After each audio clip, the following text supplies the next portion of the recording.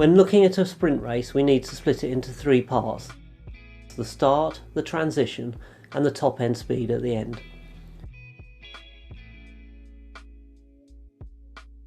The first part of this is the concentric movement of powering out of the blocks.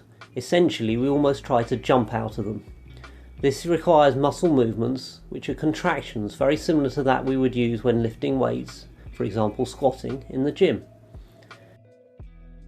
We push out and try to make sure that our feet stay nice and low so that we can then put the foot forward and pull it back underneath our hips so that our foot landing is behind the hip, able to push us into the next step. When we're running at full speed, the feet will actually land just in front of the hips. The heel will recover more to the backside and we'll lift our knees higher to get the downforce we need to create the plyometric effect on the floor. That is the stretch shortening cycle.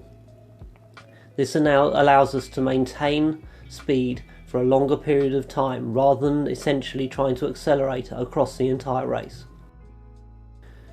The transition is exactly that. It is a transition between these two different types of way of running, and one that we must do smoothly in order to make it as efficient as possible, without jerking from one point of the acceleration to the next point of maintaining top end speed.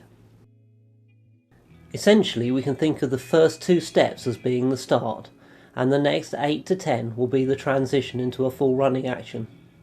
It may be slightly more or less than this for some athletes. Generally, the stronger athletes will take a little longer to get to the full running action, whilst younger athletes will do this a little quicker. On each step we'll see a gradual lifting of the upper body so that the angle of this to the track gets nearer to 90 degrees and we're standing more upright.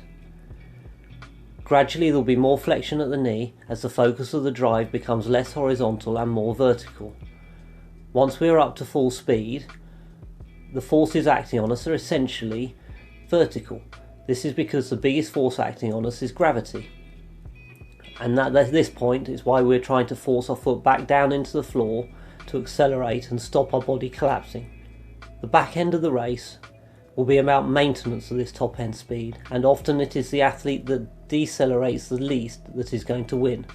This is true even in a 100-metre race.